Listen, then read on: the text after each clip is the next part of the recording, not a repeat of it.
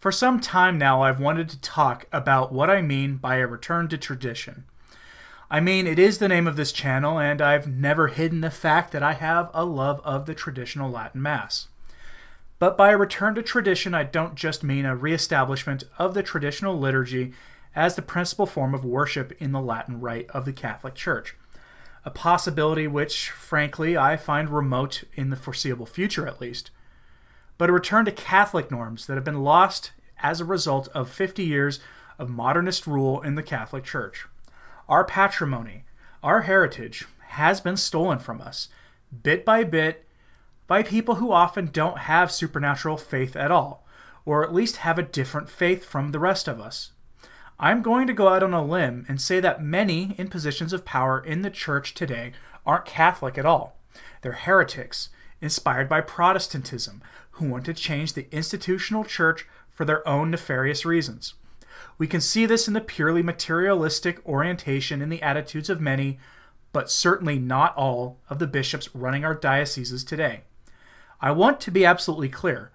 There are good bishops in positions of power today, just far too few of them, and they need our support, so keep them in your prayers. I've had a hard time articulating what I mean by a return to tradition, partially because there is no shortage of bad news these days in the latest iteration of the crisis in the Church. Certainly the accusations against priests and bishops are now coming out on a nearly daily basis, usually about their covering up of an old abuse case from the 2002 iteration of this crisis. An example of this is our new allegations against the president of the USCCB, Cardinal Daniel DiNardo, which I will go over probably next week. It's easy to get distracted in the news, especially when I, and presumably you, feel that the lay faithful have to know how bad the crisis of heresy really is in the Church today. And for your support in my reporting on these stories, I sincerely thank you. You've all been great, and I keep you in my prayers. But the solution to this crisis isn't going to come merely in the restoration as the principal form of liturgy, what some now call the Mass of the Council of Trent, or the Tridentine Mass, though that form of the Mass does go back at least to the 5th century, if not earlier. The restoration of tradition in the Catholic faith will begin with a return to the thinking, acting, praying, and living like Catholics in all things, even in areas that in our Masonic and liberalized Western culture that would be deemed inappropriate to bring religion into the mix. What is needed isn't easy in the slightest, but it is necessary. And I'll give you a personal example. I have been out of work for 6 months now. I apply for jobs daily, but I have to use caution in where I apply because, according to papal proclamations, Catholics cannot work for schismatic religious groups. There are plenty of jobs with Protestant sects in my area. In fact, I saw one that I was perfect for, except the employer was in the business of spreading the gospel in South America and Cuba. In other words, they were targeting Catholic countries for conversion to their rock concert charismatic Protestantism. For non-traditionalists, there is a tacit acceptance of the condemned universalism that rejects the dogmatic teaching of the Church that there is no salvation outside of the Church, a concept that the modernists have undermined severely while proclaiming to defend. In order to define tradition in a competent way, I turn to one of my favorite contemporary figures in traditional Catholicism, Christopher Ferrara. In 2014, he wrote an article for The Remnant defining tradition. Let's turn to his article, linked on the blog below, so you can read it for yourself. What exactly is a traditionalist? By Christopher A. Ferrara, published on May 3rd of 2014. That today there are Catholics denominated traditionalist is a development unexampled in the entire previous history of the Catholic Church. Even at the height of the Arian crisis, the closest analog to our situation, the Church was not divided between traditionalists and non-traditionalists, but rather between those who had not embraced the heresy of Arius and those who had. But what exactly is a traditionalist? A look back at the way things once were might convey the meaning of the term more effectively than the usual attempts at a formal definition. Once there was no rite of Mass rendered into the vulgar tongues of the world. There was only the universal liturgical language of a timeless Church as seen in the immemorial Roman Rite, whose organic development had proceeded almost imperceptibly since the 5th century, or in the venerable Eastern rites, almost as ancient, which have largely escaped the furious liturgical vandalism that has ravaged the Church's principal liturgy. Once there was no Lutheran-style altar tables in our churches, but only high altars oriented to God, whose very appearance aroused one's sense of awe and reverence. Once there were no lay lectors, lay ministers of the Eucharist, or girls in the sanctuary, but only priests, deacons on the way to the priesthood, and the male altar servers who were a primary source of generation after generation of priestly vocations filling the seminaries. Once there was no profane music during Mass, but only Gregorian chant or polyphony, arousing the soul to contemplation of the divine rather than the foot-tapping, hand-clapping, or mere boredom. Once there was no widespread liturgical abuses. At worst, there were priests who celebrated the traditional Mass diffidently, but within a rubrical, textual, and musical framework that nonetheless protected its central mystery from any possibility of profanation and maintained the supreme dignity of divine worship against human weakness. Once there was no gay mafia in the seminaries, the chanceries, and the Vatican itself, or clerical predators molesting boys all over the globe, because the church authorities enforced the rule that religious vows and ordination should be barred to those who are afflicted with evil tendencies to homosexuality or pederasty. Once there were no empty seminaries, empty convents, abandoned parishes, and shuttered Catholic schools.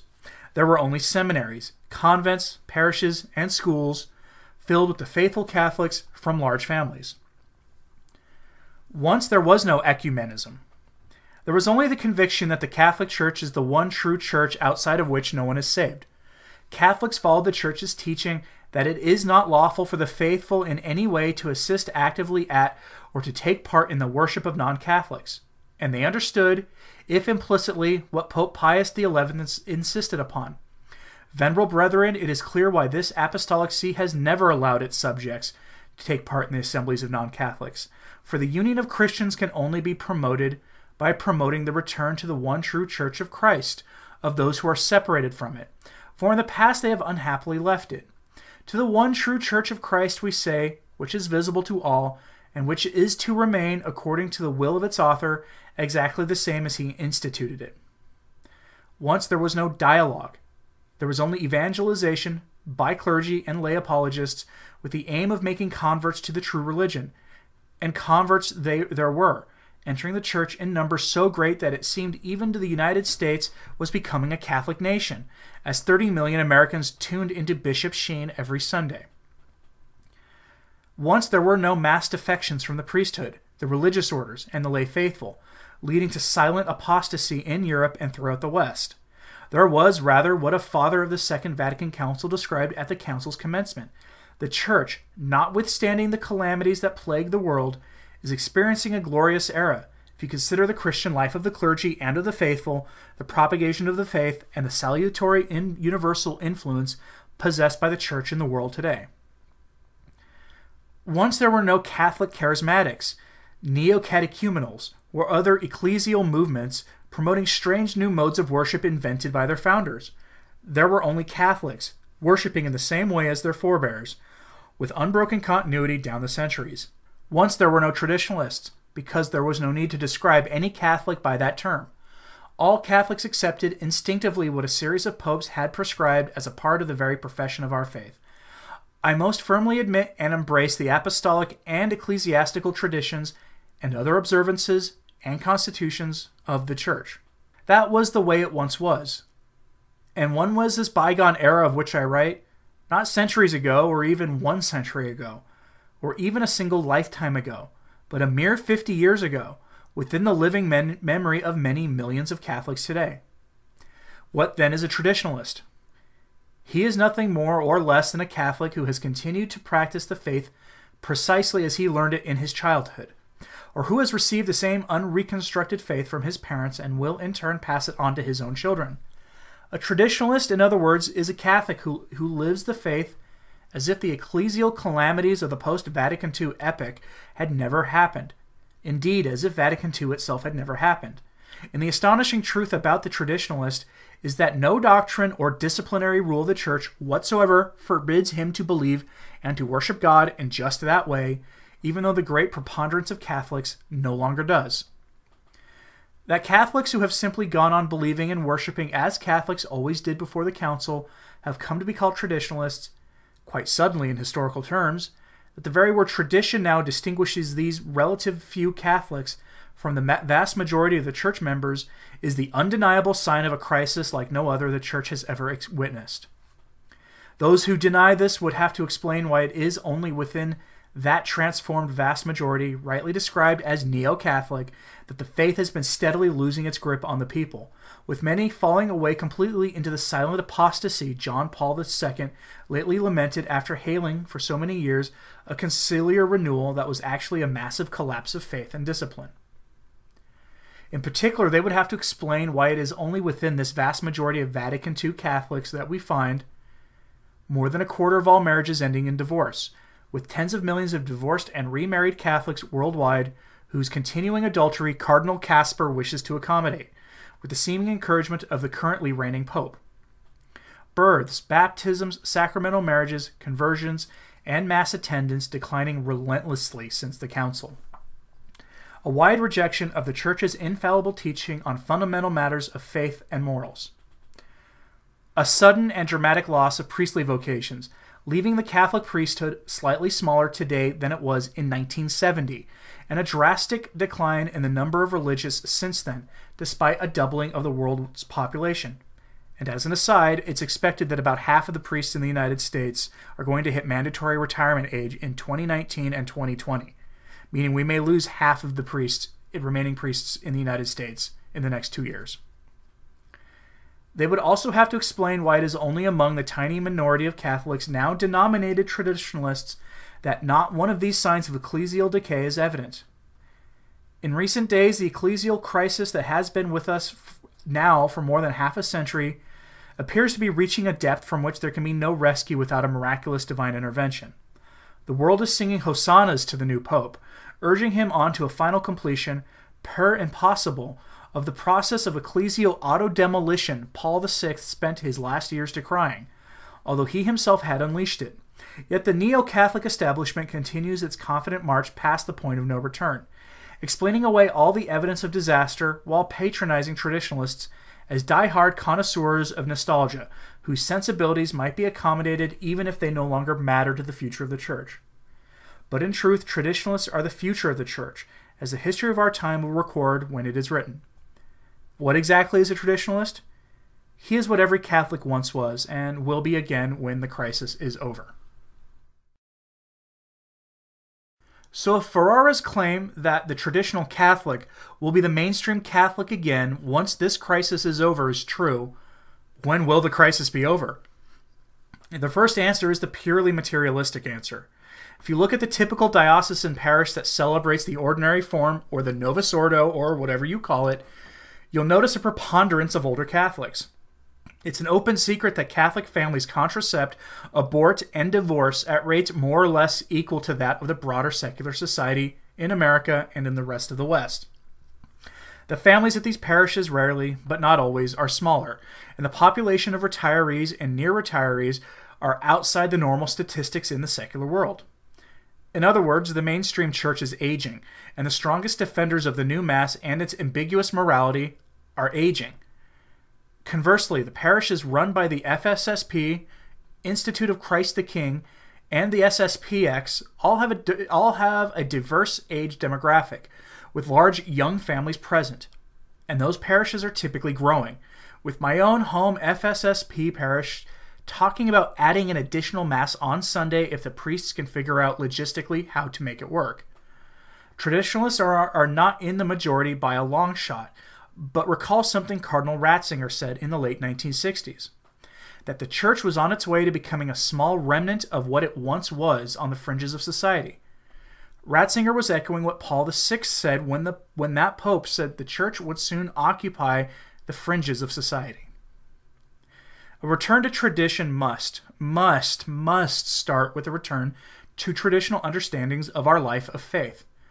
I am, for the moment, less concerned with what Mass people attend compared to if Catholics are going to confession on a regular basis, if they're fighting their habitual sins, and taking the hard stand necessary to promote and defend life in the culture, while avoiding getting suckered into believing that your faith aligns with a political movement. The great heresy of the day isn't the homo heresy, though, that it is part of. The great heresy of the day is the heresy of worldliness. This belief that the faith is a secularized program for social justice, or the programs of non-governmental organizations, or that the faith conforms to the professed ideologies of the elites. It does not. A case in point of this madness is the recent document promulgated by the U.S. Conference of Catholic Bishops, decrying racism and institutional intersectional racial barriers to social justice. That document reads like something I had to deal with when I was in student government in college, a notorious environment for being the hotbed of leftism. And that kind of thing is frankly beneath the dignity of the offices of bishops of the Holy Roman and Apostolic Church. But there we have it. And I'm not saying that racism doesn't exist. It absolutely does. But that problem, like others, does not simply fall into the neat boxes of secular political ideologies. Our duties as Catholics is to understand our faith and cling to the faith of our forebears. This is why on the weekends I upload papal documents and the wisdom of the saints. We are in a phase of history of the Church where we must educate ourselves on what traditional Catholicism actually is, and to view with suspicion the new ideas promoted by the leaders of the Church. That is an unspeakable tragedy, because it suggests that the Church is in such dire straits that time may not be enough to recover the Church. The second scenario for reestablishing traditional Catholicism is through divine intervention. I have uploaded a few videos on prophecies of saints and apparitions of the Blessed Virgin Mary, with more of that material to come in the next few weeks. The messages are the same. There will be a great apostasy that rocks the Church, leading to a material chastisement that wipes out a great many people across the world, followed by the end of the age of heresy and the reestablishment of the Church as a moral force for leading the world out of the chaos. I almost think that this scenario is the only one that will get the Church out of the current mess, which is a deeply disturbing thought that should motivate you and I to seek the sacraments and to strengthen our faith. I know that this is a potentially black-pilling thought, that the state of the Church is so far gone that nothing will save it. And maybe it is. We just passed the feast of St. Nicholas, who was a bishop of the Church during the Arian heresy. At that time, it is estimated that 80% of the bishops were Arian heretics, or at least sympathetic to the Arian position. Yet the Church emerged from that crisis and rejected the heresy of the day.